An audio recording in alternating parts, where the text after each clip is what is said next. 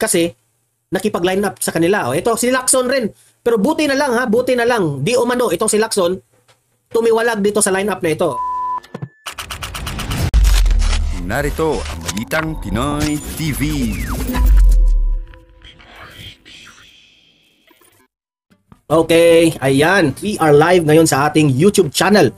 May panibago na naman tayong i-react ngayon. At ang una nating pag-uusapan ay ito ngang si Senator Amy Marcos. Balita, nag-trending na itong si Senator Amy Marcos ay nag-withdraw sa lineup ng kanyang kapatid na si Bongbong Marcos sa senatorial slate. Bakit siya nag-withdraw?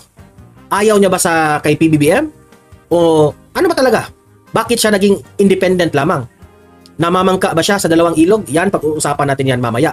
At kung meron pa tayong oras, pag-usapan rin natin, isa rin ito, si Lacson. Gaano ito katotoo na itong si Ping Lacson ay tumiwalag rin. Nag-withdraw sa kanyang line-up ng administrasyon sa senatorial slate. At merong sinabi itong si Lacson. Buong akala natin, maprinsipyo na itong taong ito. Pero bakit? Noong 2022 campaign, may parinig raw siya. May parinig raw. Itong siya kay PBBM. Yan, ipapakita natin yan kung ano yung mga statement ni Lacson dati na pinariringgan niya itong si BBM. Ngayon, nakipagkaalyado. Diba? Di namin maiintindihan. So yan ang mga pag-uusapan natin kasi ito po ay importante in the upcoming election sa 2025. Kailangan po malaman ng taong bayan kung sino po ang karapat-dapat nating papaniwalaan, yung may prinsipyo. Okay? At yun ang iboto natin. At sino yung mga paiba-iba yung mga desisyon at prinsipyo, huwag nyong iboto yan. Wala, pera-pera lang yan. Mga yan. Okay? So, yan. Yan ang ating pag-uusapan ngayon. Pero bago ang lahat, bago natin ito pag-uusapan, help me po na i-like muna at i-share itong video na ito para guys, kakalat ito sa taong bayan. Okay? Sabay-sabay nating i-like muna at i-share itong video natin, Facebook at YouTube. 1, 2, 3, go. Okay? Like and share para maraming makalam. And also guys, paki-subscribe at paki-follow ito para lagi kayong updated sa mga balita na kagaya nito at ma-notify ang inyong mga cellphones kung meron tayong breaking news. Okay? So, kagaya nito, breaking news ito. So, sabay-sabay natin i-follow, i-subscribe, Facebook at YouTube. Ready? Follow, subscribe. 1, 2, 3, go! Ayan, thank you very much. Ayan. So, ayan. Simulan na natin Ito, ang kapatid po ni Presidente Bongbong Marcos. Nagpalabas na si Bongbong Marcos ng kanyang lineup. At binanggit pa ni Bongbong Marcos si Senator Amy na isa siya dito sa lineup. Pero ito yung balita. Yan ang balita. Senatorial slate of the Admin Coalition Alyansa para sa Bagong Pilipinas. Ayan. Sa Philippine Star, meron ng netizens na nagpost na nilagyan ng X-mark. Okay? Nilagyan ng X-mark ang pangalan ni Amy Marcos. Ito ay lineup Line-up ng presidente ng Pilipinas. Una, si Benhur Abalos. Gayon, si Manny Pacquiao, Abigail Binay, Bong Revilla, Pia Cayetano, Tito Soto, Ping Lacson, Francis Tolentino, balimbing rin ito Francis Tolentino, Lito Lapid, Erwin Tulfo, isa pa ito, Camille Villar. Ayan. So, binasa ko ang balita.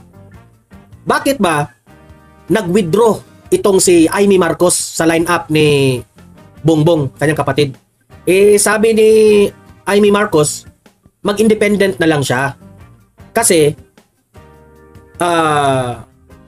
ayaw niyang kasi kinoconsider niya na kaibigan. Parang gano'n ito yung pagkakaintindi ko. Gumitna siya. Which is, napansin ko, this is a political strategy ni Amy Marcos. Kasi kung magpapatuloy siya dito sa line-up ni kanyang kapatid, ni Bongbong, edi syempre, 0 vote siya kaagad sa mga Duterte diehard supporters. Obvious na yan. Kung makipag-line up rin siya dito sa mga Duterte supporters sa PDP o kung sino man ang kanyang susuportahan, 0 vote rin siya sa mga loyalista. Na magagalit rin ang mga loyalista sa kanila. So, ang ginawa niya, independent na lang siya, gumitna siya. Kasi ang paliwanag niya, ayaw niyang makipag-line up dito sa administrasyon ng kanyang kapatid o line up ng kanyang kapatid kasi ayaw niya ng gulo. Okay? Yan ang naiintindihan ko sa kanyang sinabi. At sinabi pa niya doon, umiwas siya na merong magtatampo ng mga kaibigan niya. Siyempre, kaibigan siya ni former President Duterte. Siyempre, kaibigan siya ni VP Sara, 'di ba? Sabi naman ni VP Sara, mismo si VP Sara inamin niya, magkaibigan silang dalawa. So siguro, itong pag-withdraw ni Senator Amy Marcos, kinonsider niya ang feelings ni VP Sara. Okay? Pero ang nabasa ko sa comment section, wag na tayong magpapabudol kay Amy Marcos. Yan ang sabi, 'di ba? Ako no, sabi nga dito, ang dami oh. Wag na tayong alam mo, Senator Amy Marcos, ito yung natatakot ako para sa inyo. Baka hindi ka iboboto ng mga loyalista at hindi ka iboboto ng mga DDS. Kawawa ka, Senator Amy Marcos. Kung ako pa sa inyo, wag ka na lang tumakbo. Ito ako ha. Oh, kasi I don't know lang kung ano ang magiging resulta nito. Kasi dapat kaming taong bayan, ha? Senator Amy Marcos, ito yung aming sentimiento at ito yung aming tanong sa inyo. Saan ka ba talaga? Hindi pwede, Senator Amy Marcos, na mamamangka ka ng dalawang ilog. Hindi pwede yan. Dapat piliin mo, saan ka ba talaga? Sa prinsipyo ni VP Sara o dito ka sa prinsipyo ng kapatid mo kasama itong si Tambaluslos? Dapat malaman niya ng taong bayan.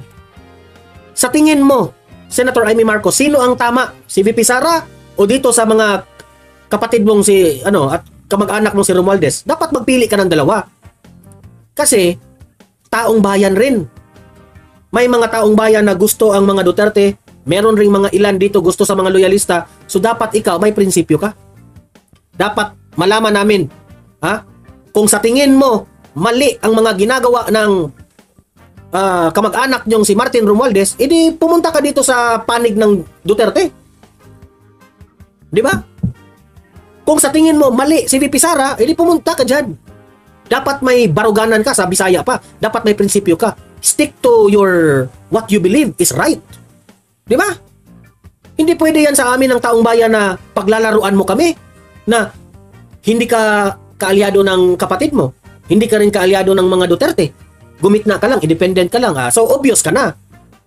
Napaghalataan ka na namamangka ka sa dalawang ilog. Ganun ba? Di ba? Kasi hindi natin maiiwasan na meron talagang mag-iisip ng ganyan kahit ano pang sabihin mo. Amy Marcos. Ito pa ha. Hahanga kami sa inyo o bibilib kami sa inyo, Amy Marcos, kung hindi ka tatakbo. Kung totoong ayaw mo ng gulo, wag kang tumakbo. Sige, wag kang tumakbo. Kasi kung yun ang reasoning mo na ayaw mo ng gulo, wag kang tumakbo. Gumitna ka. Pero wag mong gamitin ang taong bayan na tumakbo ka, na hindi namin makikita kung ano ba ang tunay na prinsipyo mo. O sabi pa nga ng iba, plastic ka. Oy, Jane Bramblit, hello po. Ayan, yung ating moderator. Dapat namin ng clarification, Senator Amy Marcos. Hindi pwede sa taong bayan na lagi na lang tayong niluloko. Ang ganda-ganda ng mga plataforma nyo, ang grabe ng mga sasabihin nyo, gano'n na naman, as usual. Ito, Benhur Abalos.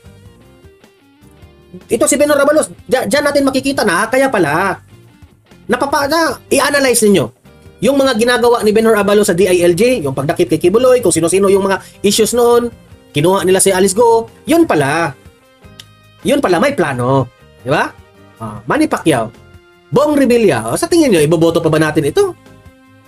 Tito Soto, ito yung akala ko, may prinsipyo ito. Francis Tolentino, ayaw namin ng mga pool politiko. Erwin Tulfo. Ay nako. So kayo nang humusga. Ako na magsabi sa inyo, kayo nang humusga. Dapat nyo bang iboto itong mga taong ito? Kung gusto nyong mabudol ulit. Kung gusto nyo ng promises are made to be broken, iboto nyo itong mga taong ito. Pero kung gusto nyo ng taong may prinsipyo, may malasakit, wala nang iba. Doon na tayo sa proven and tested. Ang mga Duterte po. I'm sorry pero opinion ko ito. Kung meron mang ayaw sa opinion ko, you have to respect me. Kasi kung meron mga bashers dito at mga trolls, meron din kayong prinsipyo, doon kayo. Doon kayo, kung gusto nyo. Hindi kami mangingialam. Walang pakialaman dito, di ba? So, kayong mga audience dito, mag-comment, mag-react. Iboboto nyo ba ang lineup ng Marcos? Iboboto nyo ba? Ano sa tingin nyo? Plastikan na lang ba tayo? Lolokohin na naman tayo sa mga sa mga magagandang sasabihin? At the end of the day, hindi na matupad? Kayo nang humusga. Pag-usapan natin yan sa comment section. At heto pa. Ang dami ko ditong ano eh, ang dami ko ditong nakalap na balita na maraming mga politicians na nagparinig o bumatikos kay PBBM. Ngayon, binabalik. Kasi, nakipag-line up sa kanila. Ito, si Lacson rin. Pero buti na lang buti na lang. Di umano, itong si Lacson, tumiwalag dito sa line up na ito. Ito na nga mga kabalita. Ano na ang masasabi nyo patungkol sa balitang ito? Please comment down below mga kabalita. Pag-usapan natin yan sa comment section. At kung di ka pa nakasubscribe sa ating channel, baka naman